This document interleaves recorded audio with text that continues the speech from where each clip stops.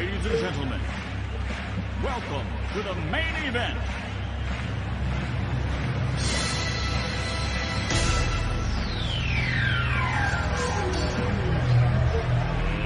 Let's get ready to rumble!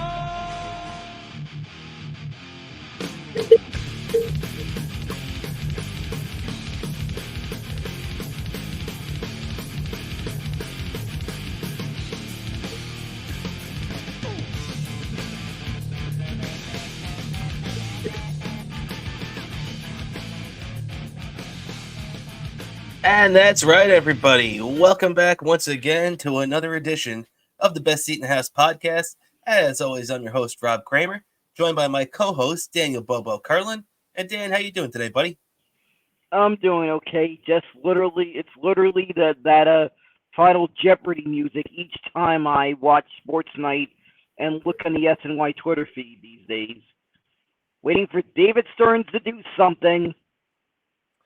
Yeah, man. I guess you know what? You're 100% right, man. There is a lot of hot stove baseball talk going on around the league, but unfortunately not much for our New York Metropolitans real early on in this David Stearns tenure.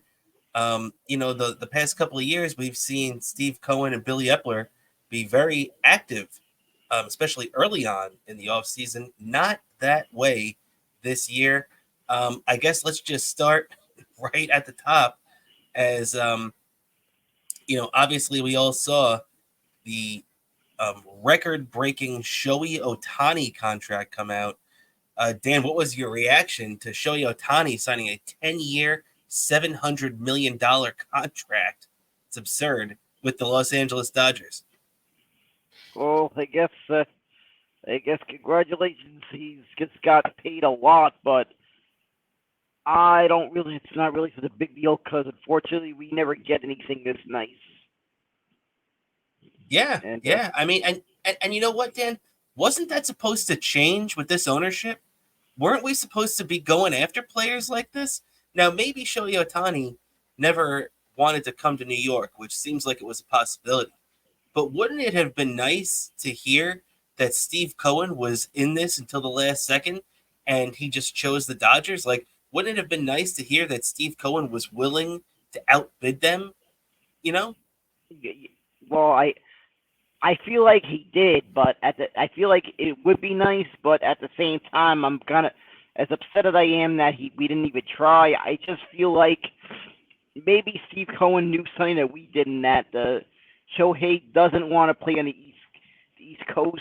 He wants to play in places that don't have any pressure to win.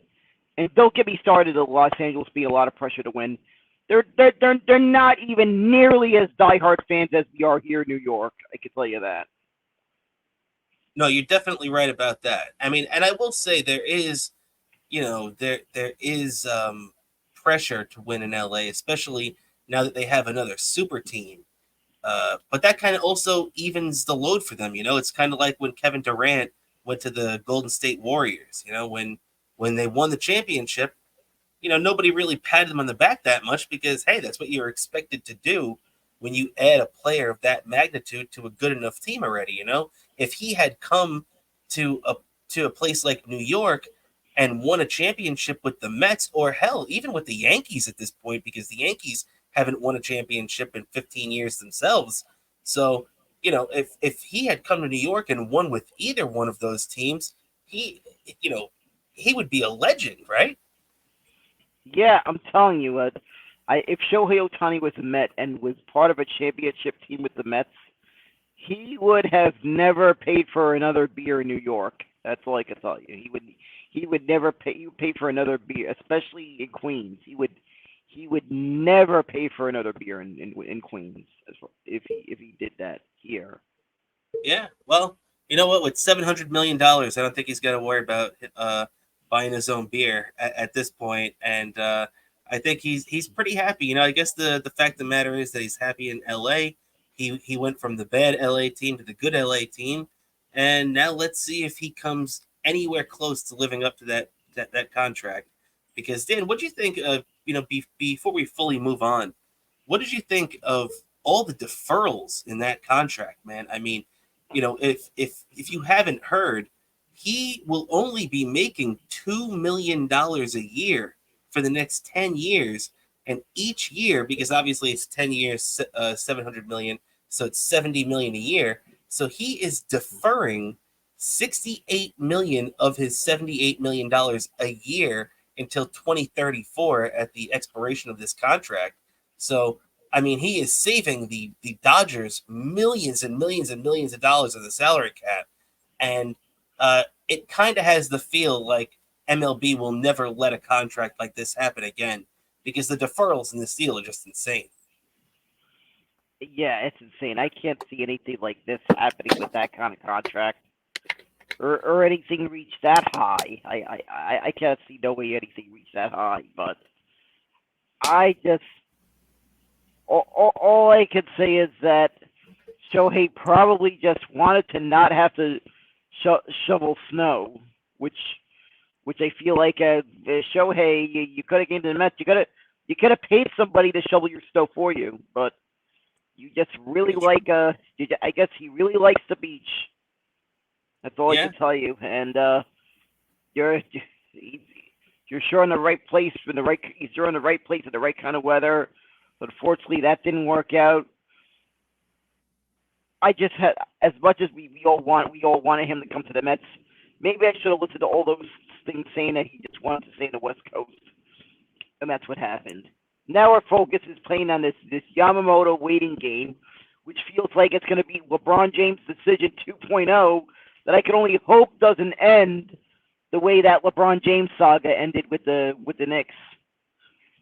Yeah, no, you're right. I mean, this whole Yamamoto thing is starting to heat up as Yamamoto is now officially in the United States. As last week, the Mets visited him in Japan, which we discussed on the show.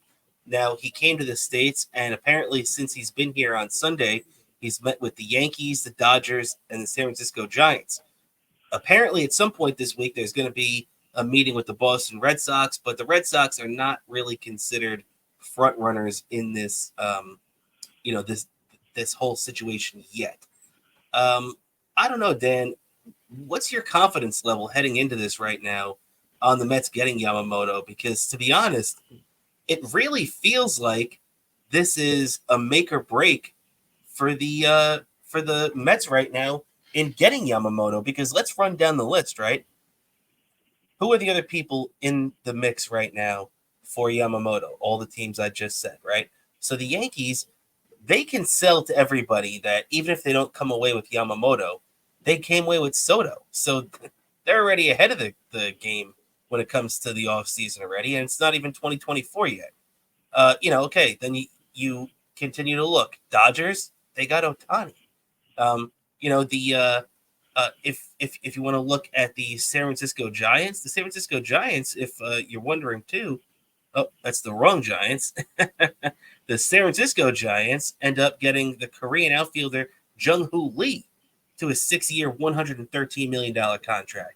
So, that's a guy who I was hoping the Mets would at least, be taking a look at. Looks like he's off the board now.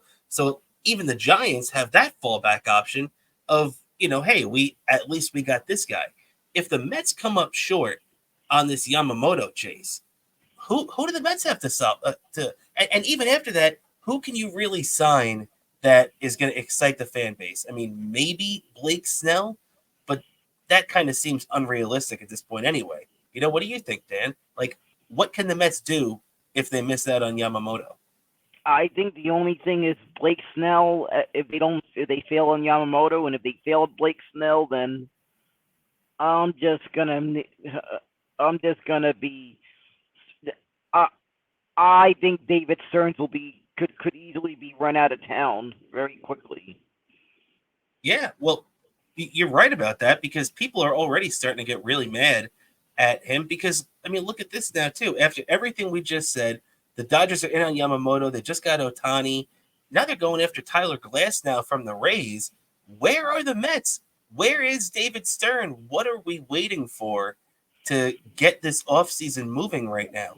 Are you really going to turn around and tell me that after the season that we just had to endure, where the Mets had to trade away 2 future Hall of Famers in Max Scherzer, who, oh, by the way, went on to win a world championship, and future Hall of Famer Justin Verlander.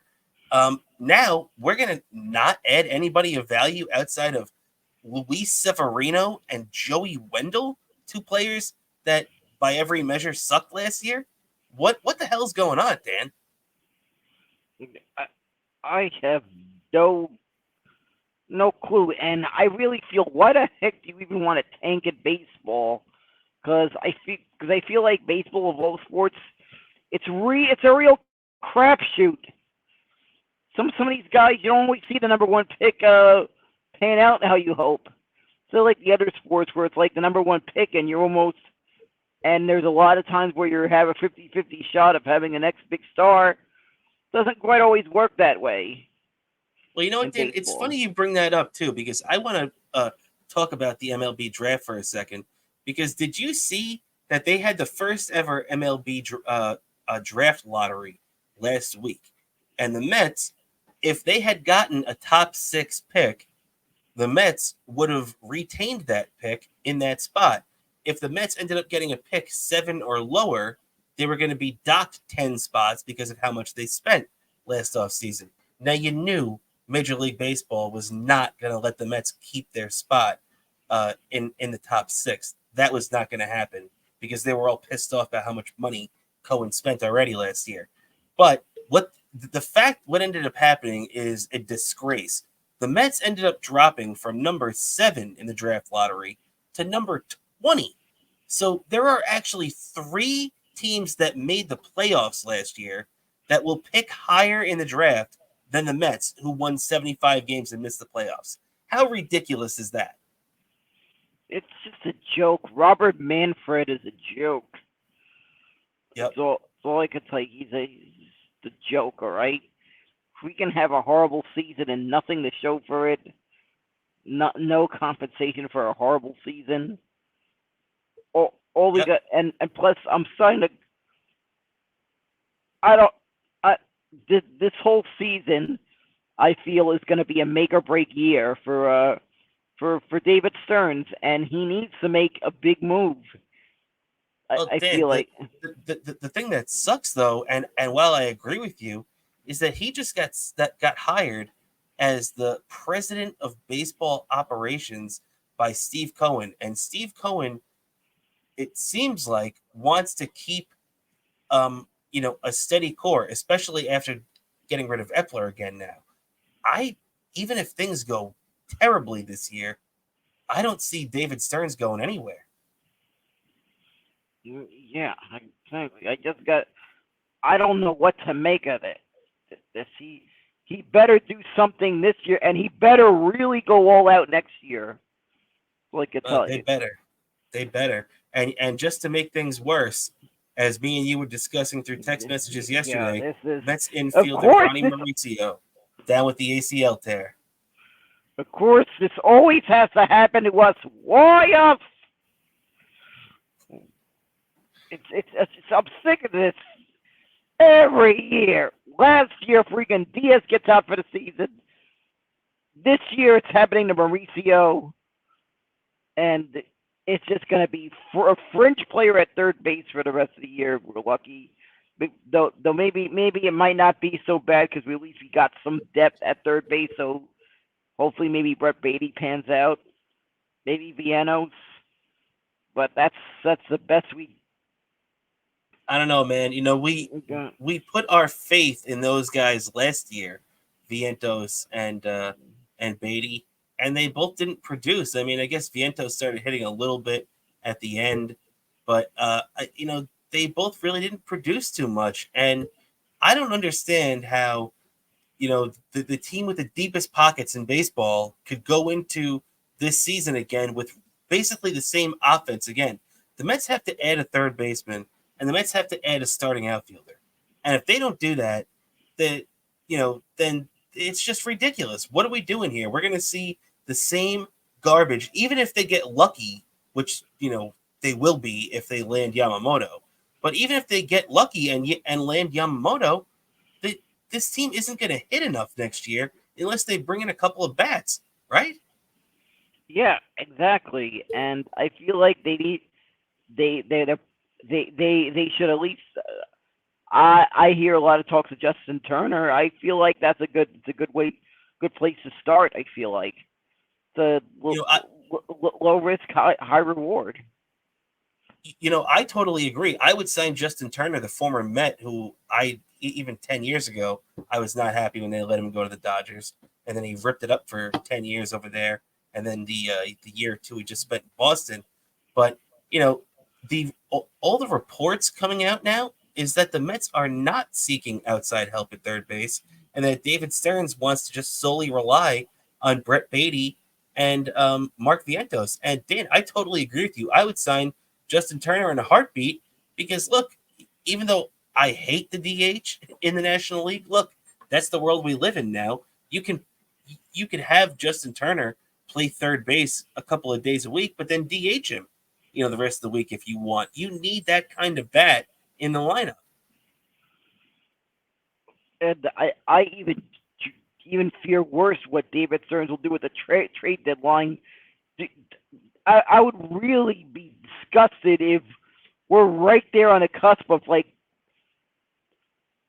a must-make move at the trade deadline. Like we're right there in contention, and he doesn't make a move that just elevates us. He just stays put. It doesn't make that move that needs to be made because, as far as I see it, if you're the contending teams, if they're right there on the cusp, they have to make the move.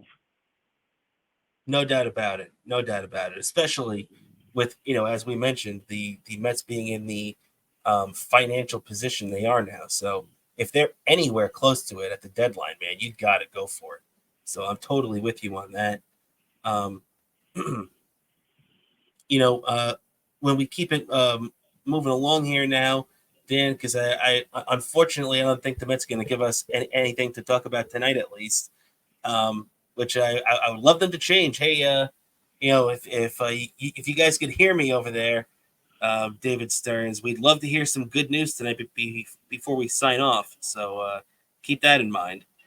But to move it on to a little bit of football, which, Dan, this was an unexpected fun football weekend for us, man. I mean, the Jets go out there on Sunday and get a big win over the Texans 30-6. And then your Giants last night go out there and on Monday night, go out there and get a big victory over the Packers 24-22 as time expired. What a wild way to end that game, right? Yeah, that whole game I felt was the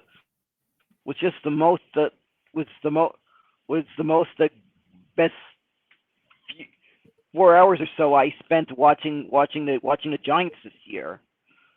For one thing, I just noticed that I was kind of laughing at this meme that I saw all over Twitter, and I kind of noticed that Tommy DeVito, like, remember that Seinfeld episode, the guy with the cape? Yeah, you're right. Yeah. He kind of looks like that. All he needs is the cape, and he'd look like Frank Costanza's lawyer. Oh my God, you're right about that, actually. Holy shit. Yeah, that's actually a good call. And but I mean, hey, that must have been pretty damn fun to watch. I mean, especially when at the end of the game it looked like the Giants had blown it, and then Tommy DeVito gets the ball back and marches them right down the field. A couple of big plays, one to Wan'Dale Robinson right down the sideline, put the Giants right in field goal position for Randy Bullock to kick that one through and get a big victory, their third straight. Yeah, that was just an exciting game. I kind of almost feared that a moment that cost us the game happened when Saquon Barkley maybe kind of thought he was kind of giving himself up, but ending up with that I guess I could call it it's kind of a mistake fumble. I feel like because I don't think he'd ever do anything like that. But yeah, I thought that freaking cost us the game. I was like cursing up a storm, but then all of a sudden I noticed at the time of the clock. I just had a feeling, yeah, we got this, especially after the defense managed to block that 2-point conversion attempt. and it was there with enough time, got us in field goal range. We won the game. I also got to say something about the broadcast.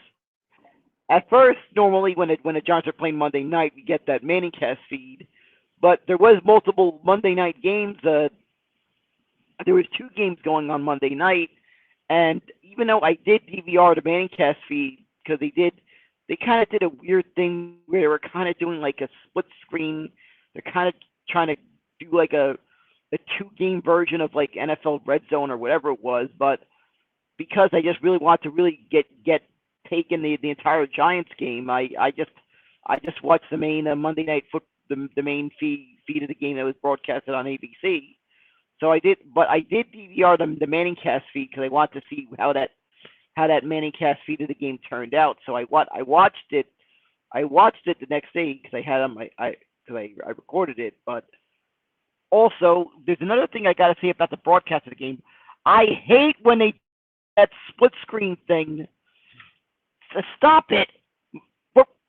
If I want to do that kind of shit, I would watch the Red Zone. I just want to watch that one game.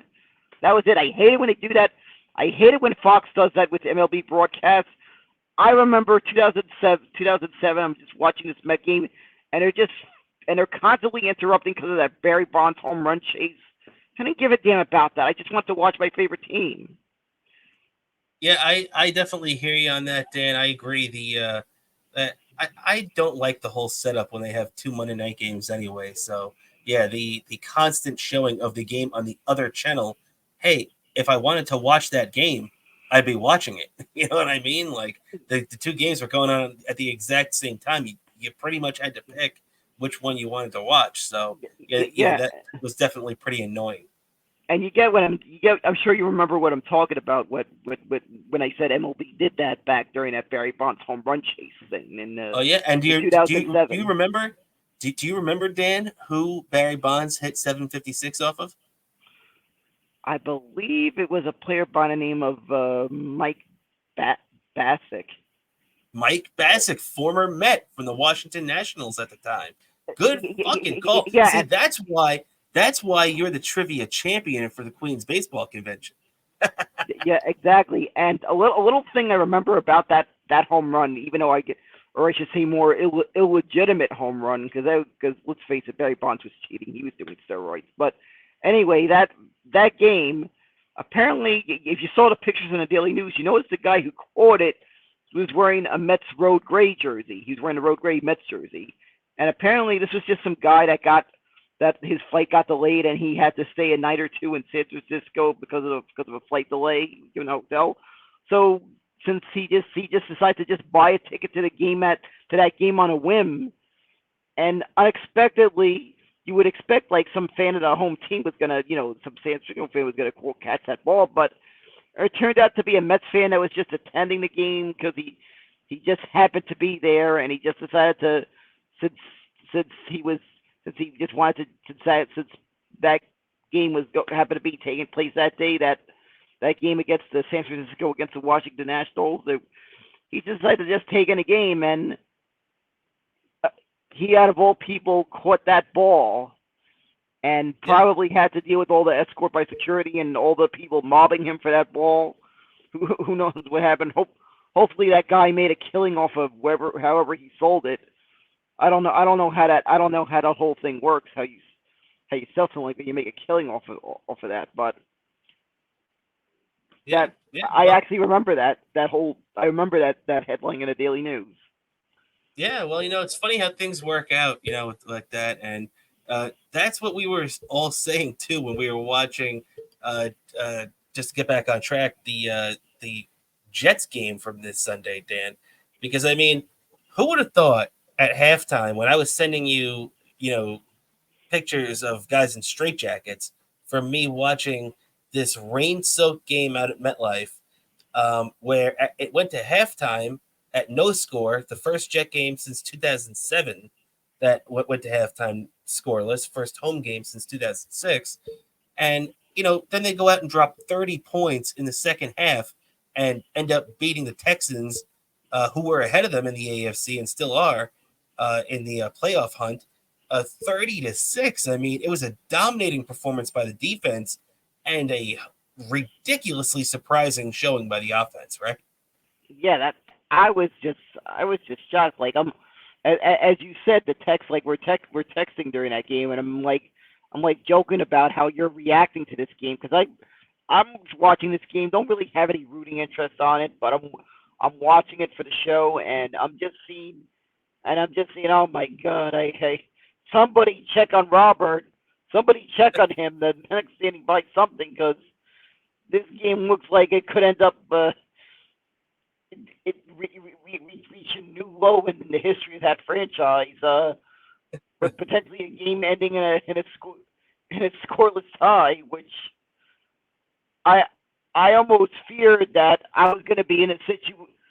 You were going to be in a situation where you were going to have to do something crazy. Like remember we joked, oh, if the game ends at a tie or something, we're going to end up having to sing a Taylor Swift song. That you're going to end up having to sing a Taylor Swift song.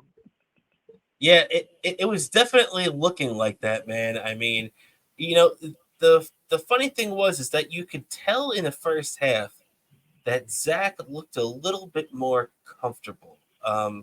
It looked like he was playing a little bit more carefree. The results were not there yet. I think also the weather played a role in there, as in the second half the rain kind of lightened up a little bit, and I think allowed him to do more and get even more comfortable.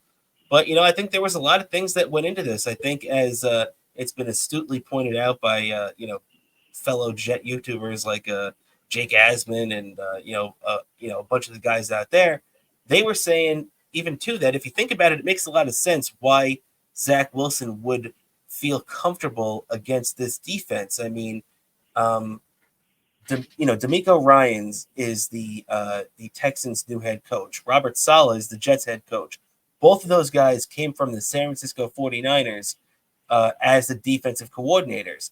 And when Saleh was there, D'Amico Ryans was his defensive assistant. So these guys run pretty much the same defense. It's just the Jets are obviously a better version of that right now.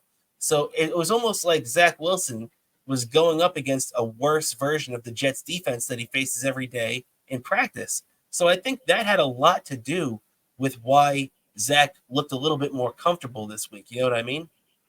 Yeah, that does make sense. Either that, or somehow he found some guy and figured out how to do the whole condense an entire montage training in that entire break. Yeah, yeah. Well, that's true too. Just like you and Mr. Malunigan had that montage training, maybe he did the same thing. So it's definitely a possibility. And hey, if Zach comes out this week and rips it up against the Dolphins again, maybe that'll be the conclusion we came out to. But the funny thing right now is that both of our teams are running out backup quarterbacks right now. You got Tommy DeVito out there for the Giants. Jets are running out.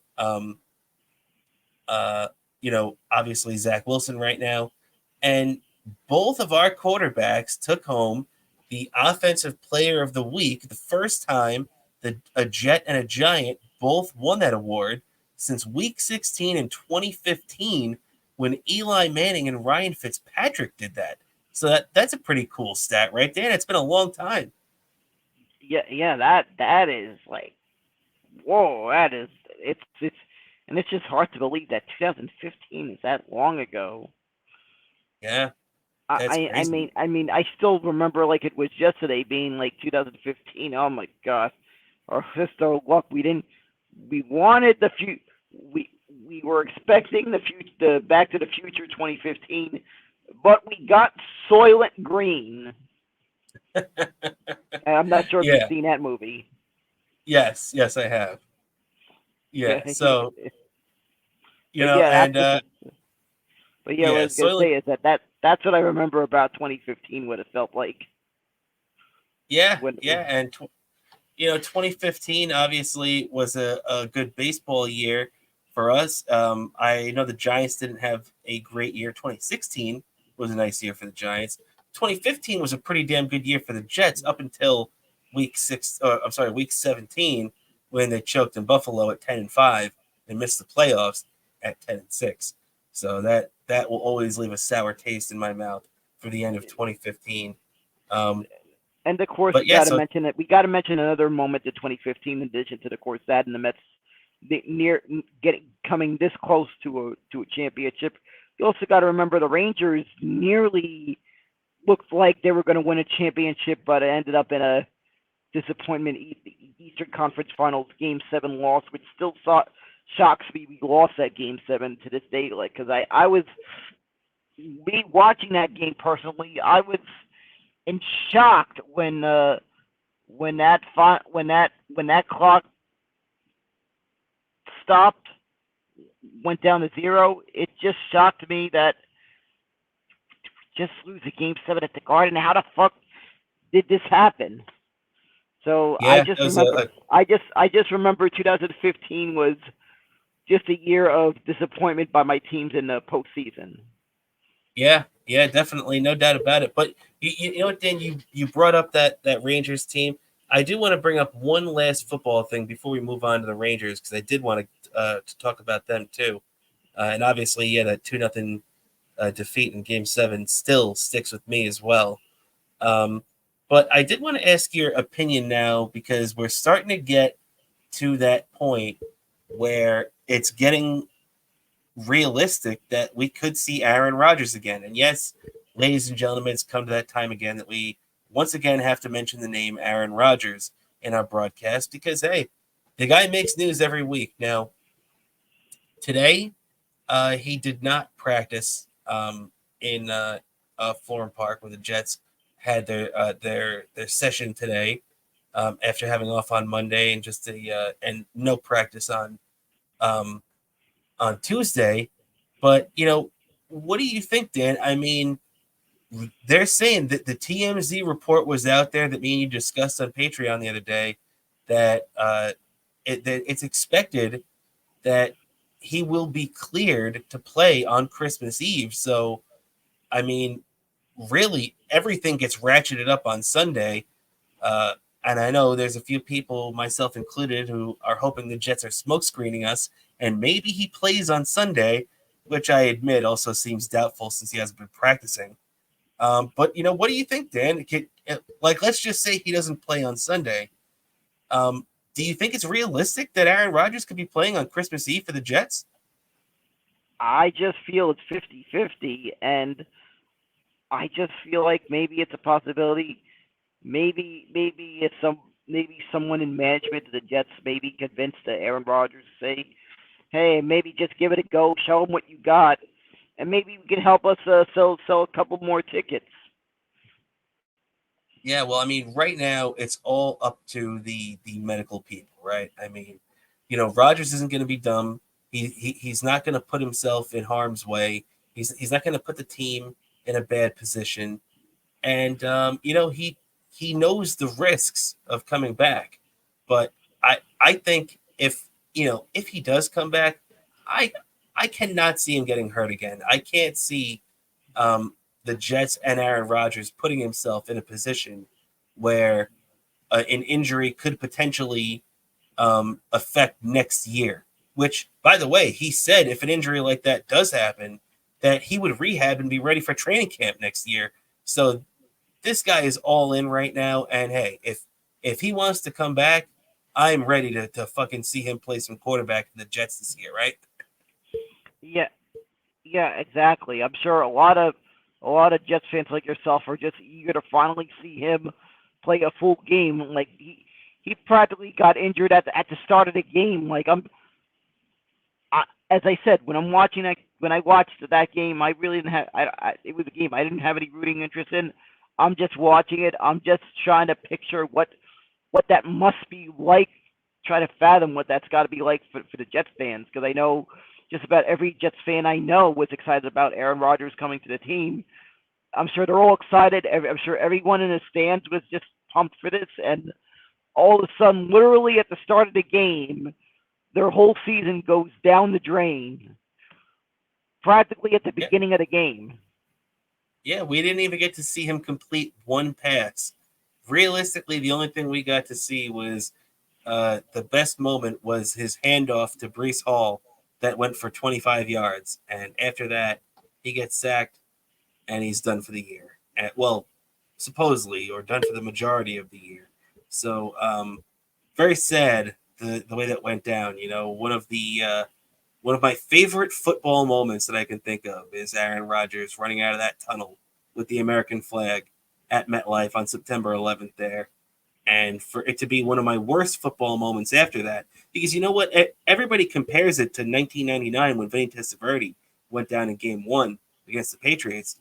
But what everybody forgets, too, is that Vinny got hurt in the second quarter. So we at least got to see one quarter of Vinny Testaverde playing with his team. He threw a touchdown pass in that time. Man, I would have loved to at least see Aaron Rodgers complete a couple of passes, throw a touchdown to Garrett Wilson, something like that before what happened. You know what I mean? And we got nothing of that. It was 4 plays. See you later. Yeah, exactly. Even though I feel like both moments were kind of similar because you had a circumstance where a quarterback getting an injury really just downturned the team's whole season. Similar premise, maybe, even though Vinny had a little bit more time in the game, but yeah, it's a similar premise. Even though this one I think may have been worse for Jets fans because definitely, because right. practically the first moments of the game, you just looking at that saying, yeah, it's gonna be a season that's just gonna go complete spiral down, and it's like pretty much count the days to baseball season for you guys. It looked like. Yeah, well, and that's what it felt like at the time too. But they got out to that 4-3 start and then flushed it right down the toilet with that 5-game losing streak. But luckily they snapped that, and hey, let's just keep our fingers crossed that they can keep things rolling in the right direction when they suit up down in Miami on Sunday. A big Sunday of football as the Jets are going to be in Miami at 1. Giants are going to be in New Orleans also at 1 o'clock. So if you want, subscribe to our Patreon, patreon.com/Best Seat in the House podcast. And we will be live, as we are, after every Giants and Jets game, probably around 4:30 or so. Right, Dan? Yep, exactly. And of course, also this game, because both games are happening at the same time, I'll probably be taking a look on and off because I'm gonna have the Giants game on the TV, but I'll have the Jets game on my tablet via the cable company's app. I'll be able to access all the channels I have. So I'll have using that app. I'll have that app this set on CBS, and I'll be taking a look on and off to try to get a feel for going on. But at the same time, we will have the way the Patreon show is working out. You have both a Giants fan and a Jets fan hosting it, so you'll still get the coverage that you come to expect for Best Seat in the House. Exactly. Good, balanced coverage, unlike you'll see on any of the news networks, right? So it's a nice, balanced coverage. Yep, exactly. They need to put a picture of us on all the train stations with that phrase. We're the standard bearers of journalism, damn it. Yeah, exactly. That would bring a real big smile to our face to see our faces on advertisements in subway stations all over New York. Yeah, exactly. So let's keep it rolling along here, Dan. As you mentioned actually the Rangers earlier. You mentioned the 2014-2015 season that unfortunately ended with that disappointing loss to the Tampa Bay Lightning in Game 7 at the Garden. Now, I actually was watching an interview with PK Subban the other day, the obviously retired former defenseman of the Montreal Canadiens, New Jersey Devils, and he actually was talking about how he thinks that this Rangers team is the best Rangers team he's seen since that version of the New York Rangers. And, like, when you look at the league standings right now, and the Rangers are right there at the top, what do you think, Dan? Do you think that this is the type of team that could capture a President's Trophy? I just feel like they could, but at the same time, I just feel like they're really. I'm hoping they're just going for an even bigger goal than a President's Trophy. And all I can say is, I mean, yesterday's loss, I just feel like was a flash of the pan. That it's like nothing to panic. We've had these bad losses. I feel like every very sporadically this happens, but sometimes during a regular season you get these great teams and they have maybe an off day or an off day or two that just an off game or two that just turns out terrible like last night. But I just really feel like the Rangers just seem to have a way of bouncing back after horrible losses, and they just go on like they go on a winning streak, I feel like, after they've had a terrible loss. And I expect that from this team. Unfortunately, some of you are not going to have access to that game because of the dumb ESPN Plus deal. So I guess the best bet, for some of you Ranger fans that don't have ESPN Plus, you're going to someone's house that has ESPN Plus, or hopefully your bar will be kind enough to have the bar you go, your local bar has an ESPN Plus account that has access to this game, or at the very least. Wait, so when are they playing on ESPN Plus? I believe Friday. No, Friday they're on MSG. Oh, Friday or MSG. I forgot. I'm sorry. I think I may have misread the schedule. So sorry. Disregard that. I think I may have misread the schedule because I'm trying to keep track of the days that I was trying to keep tabs on what days are going to be ESPN Plus games. Let me see. As far as I see, you know what you were thinking? You were thinking next Friday, December 22nd against the Oilers. That's the game you were talking about. Yeah. That's what it was. Yeah, because this Friday against the Ducks is on MSG, but next Friday against the Oilers, that's on ESPN Plus. Yeah, but anyway, in regards to that ESPN Plus deal, I'm personally lucky that my sister put me as one of her, how you could have, how on the account you could have a couple of designated users, that the account is shared with. Somehow my sister put me as one of those because she has that bundle. Oh, very cool. Okay. So she put me as one of the people on that. So I'm gonna have access to the game, but there's going to be others. So I'm sure, I guess maybe some of you at the very least, you'll probably, if anything, look at it. At least the NHL does this right. Their app, they make all the radio broadcasts for free, available for free on their app. Every team, regardless of where you are in the country, and I guess the app works in Canada also, you could get, and I guess it works internationally, Eddie, you could get the radio broadcast for free. That's one thing I got to give the credit to the NHL for doing right. It's making all those radio feeds of the games available both for free on their app. Very true. Very true. That's a good look for the NHL. But Dan, you know what? I want to ask you as a broad topic. Right now we've kind of talked about the Rangers a little bit, but what's your feeling about this team right now? I mean, they started off so hot, and admittedly, they've been cooled off a little bit these last few games. They had the 6-2 loss to the Senators, then they lost to the Capitals 4-0. They bounced back the day after that with a big 4-1 win, but then they come out yesterday at the Garden and get smacked by the Toronto Maple Leafs 7-3. I mean, Igor Shesterkin in that stretch has lost 3 straight. The only game they won was the one where Jonathan Quick beat his former team on Sunday night. I mean, what's your confidence level with this team right now? I still feel pretty confident, but I think they still have a couple of things to figure out along the way. Well, I feel like with every team I'm a fan of, I get nervous when these things happen, but I'm just hopefully that I feel like every every great team, as I said before, every great championship team goes through this little cold stretch, and what really is telling is how they manage that cold stretch. Like somehow they don't get it, they don't let it go too far.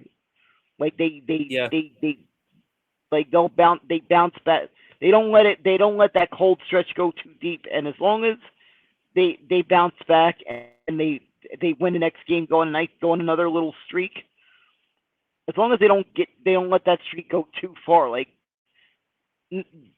pretty much no consecutive losses. I just feel like they're going to be fine and they're going to be a real threat come playoffs. I just feel like they're just saving. They're just going to just kick things up just another level come playoff time. I feel like.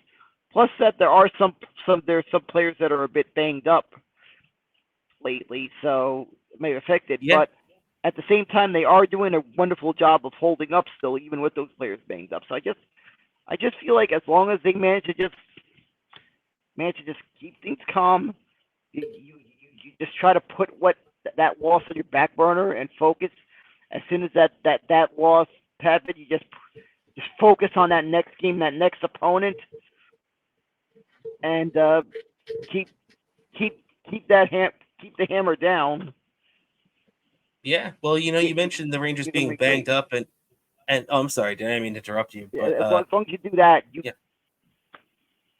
you're going to be just fine. Yeah, no, I agree with you. And you mentioned the injuries, and obviously Philip Hedl and Capo Caco being hurt. That's two big offensive pieces being down. The Rangers need in that lineup, and not to mention Barclay Goodrow has been banged up, and Keandre Miller, the defenseman, who's been spectacular for them since he's come up. He missed the most recent game against the Maple Leafs due to personal reasons, which I hope everything's okay with him. But it seems like it's only going to be a 1-game thing. So with being down that kind of manpower, with that kind of talent of the guys missing in the lineup, that's going to come back to bite you. And even though I like Johnny Brodzinski, and I think Johnny Brodzinski's added a little bit of a jump to the lineup every once in a while, he his skill level is it he comes back to the median, you know what I mean, where his talent level is, he's great in the AHL, but he's a lower tier NHL player, you know what I mean? Yeah, exactly. That's what I feel like. It's one of those things, like like kind of maybe one of those fringe player kind of things. Yeah, But like a yeah, quadruple A in baseball, they call it. yeah, exactly. But I just feel like we're gonna be fine as long as we manage. We bounce back from this. We'll be fine. I remember even in '94, maybe early on there was a little bit of that. There was a little bit of that going on, and they turned out fine, and they created one of the greatest sports memories I have. That still Not, sticks with me to this day. no doubt about it, man. I mean, the '94 Rangers are the only team that I've ever seen win that I root for. That's one when I was really, when I was like a week old. But I actually saw the Rangers win the cup, so I agree with you, man. One of my favorite moments too. Yeah, and I still remember the fire. There were people lighting up fireworks in Woodside. I don't know if they bought the firework, if they went to one of those mega stores in Pennsylvania for the occasion, or they just had these fireworks ready for the 4th of July, and they thought Rangers win the cup. Let's just bring out these fireworks a little bit early, a couple of weeks early. But Yeah, they had them, and I could hear them in the back outside my house as I'm watching that game in my living room over in Woodside back then.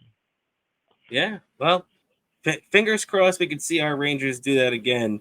Hopefully, in a couple of months in spring of next year. That'd be nice. But let's take a look at the other team that plays in Madison Square Garden before we finish up here, as we roll right to the end of the show here. Dan, I want to talk a little bit about the Knicks, as the Knicks beat the Raptors 136-130 at MSG.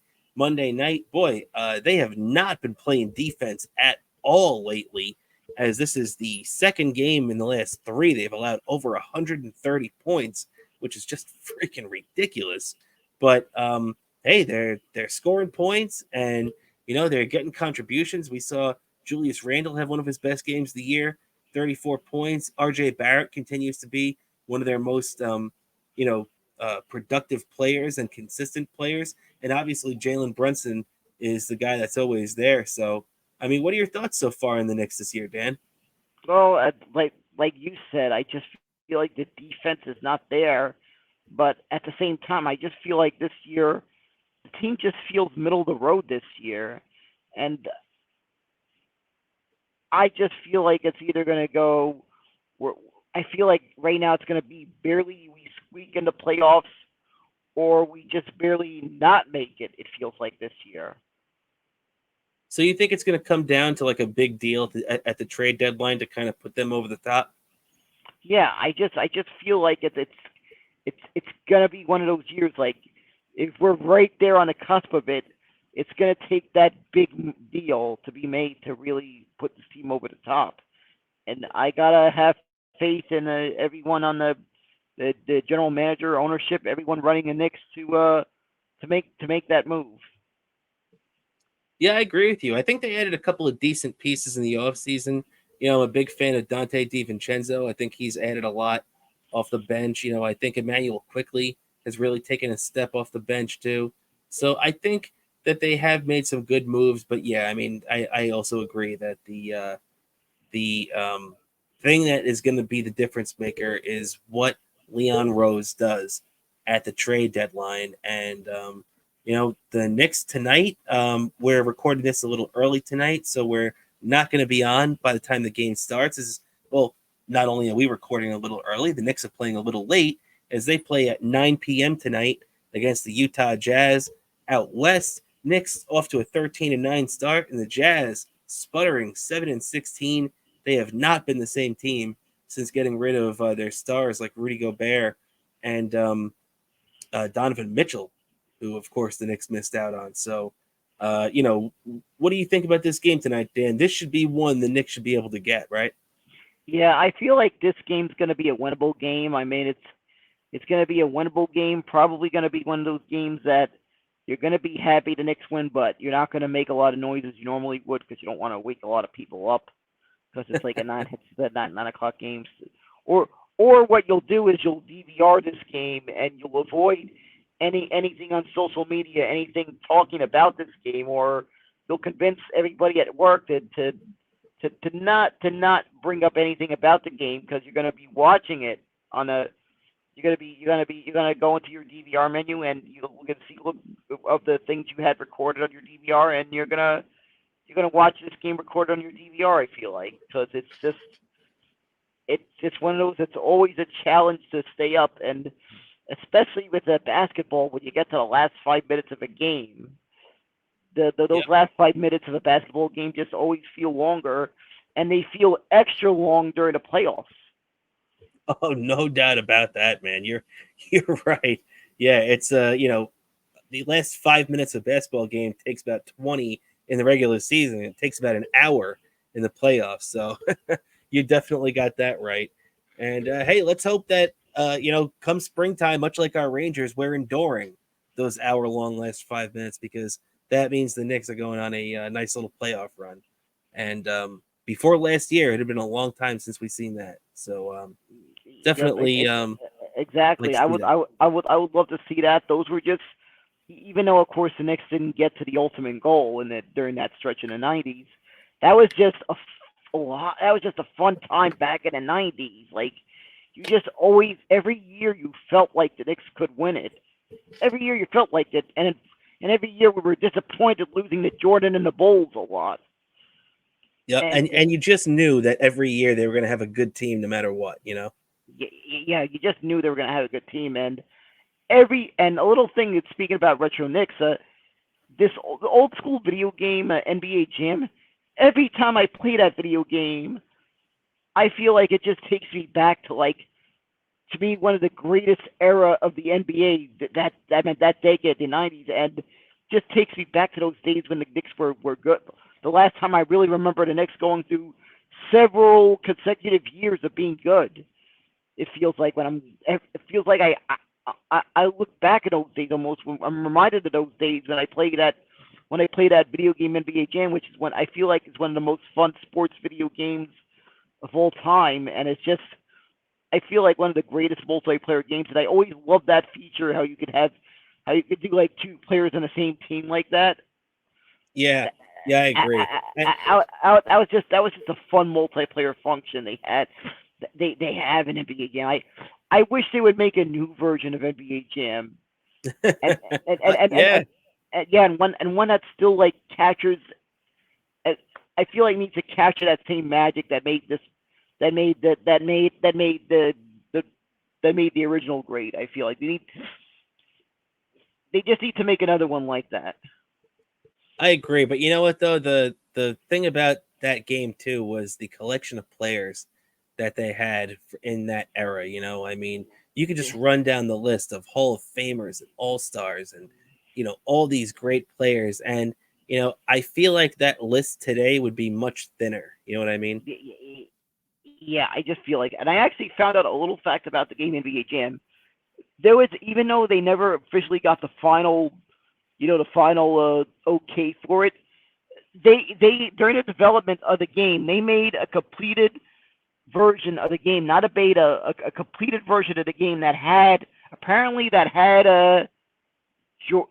Jordan and Shaquille O'Neal in that game, and apparently the only one of those arcade units that has that two great players that were shockingly missing from that game, that were big stars and that you would think would be part of that game, but that you hardly had Jordan in a video game when he was in his prime, which is a crime if you ask me. You have one of the biggest NBA-based video games in the '90s, and you were missing one of the biggest stars of the game back then. A game that I feel like is a time capsule of the NBA in the '90s. Apparently, Shaquille O'Neal himself has an arcade unit that has those two players in the game, that has Shaquille O'Neal and Michael Jordan in that game. Shaquille O'Neal apparently owned an arcade unit like that, and the only way you could ever get to play that is if somehow, for some reason, Shaquille O'Neal goes and all of a sudden, for some strange reason, contacts you and invites you over to his house for a barbecue or something, and he shows you this coveted, one-of-a-kind NBA Jam arcade unit in his house. Well, on that impressive factoid, Dan, I think that is going to be it for us this week. You know what? Before we get out of here, Dan, do you have anything that you'd like to plug for yourself? Sure, I'd like to plug my Twitter account, Bobo103 NYC, and of course Instagram, Bobo718DK. That's just, the handle I go by on Instagram is the same handle I go by on Threads. Also, the one word Daniel Curlin. There's on YouTube, it's one word Daniel Curlin. So there's gonna be some Bobo content. There's gonna be some even more Bobo content there. We got another video in the works. I gotta film we gotta film some more funny fails, and we are gonna film some funny fails. We're gonna do that video you saw that said that was a tribute to another video we saw on YouTube that made us laugh, Real Life versus Infomercials. We decided to do our own version of that video titled Real Life versus Infomercials with Daniel Curl and Robert Kramer. We're gonna film an extended cut of that I feel is gonna be the greatest extended cut of a movie since the extended cuts of the Lord of the Rings trilogy. I feel it's going to be up there with that. Absolutely. And you know what's also going to be up there with that, Dan? Which we forgot to mention that we talked about the other day until right now, but I'm glad you brought that up because it triggered it in my head. Keep your eye out for not only that great video that we're going to be adding to, but keep your eye out for a Best Seat in the House podcast Christmas special that we're going to be doing live. What day do we decide on, Dan? What do you think? The 23rd? I think next Saturday. Let's do that. Yeah. The 23rd. Yeah, Perfect. I feel like that's a perfect day. The 23rd. You'll have a live Christmas special with the both of us. you'll be able to celebrate that. Take a little break from maybe some of the stress and stuff. The holidays, or you're making sure all their plans, all the flights of your relatives are going as smoothly as they can, because you got all the relatives coming in from all over the place. Probably you want to make sure their flights are arriving in okay and everything. So you're gonna have to you can kind of slow things down a little bit. Celebrate with the holidays with us. Hopefully you don't overdo it with the drinking, because the last thing I think you want to do is to be passed out and not remember this show. Exactly. So keep your eyes open. We'll be promoting it on Twitter and social media and everything, so everybody will know exactly when we'll be going live and everything. But it's going to be a lot of fun. We'll be playing some games. We'll be talking some sports, doing the same old stuff that you'd expect from Best Seat in the House podcast. So as Dan said, you can catch him on all of his social media. You can check us out on BSith_podcast, and anything else you can check out at Best Seat in the House podcast, also on Instagram. Don't forget to like and follow us on Rumble if you like the show, and check us out, the audio versions of our show, wherever you get your podcasts. So I think that's going to do it for us this week, Dan, as we're getting this much closer to Christmas. For my co-host, Daniel Bobo Curlin, I'm Rob Kramer. We'll catch you on Sunday for our Patreon show. $5 to get in. We'll see you then. If not, we'll catch you next week, ladies and gentlemen.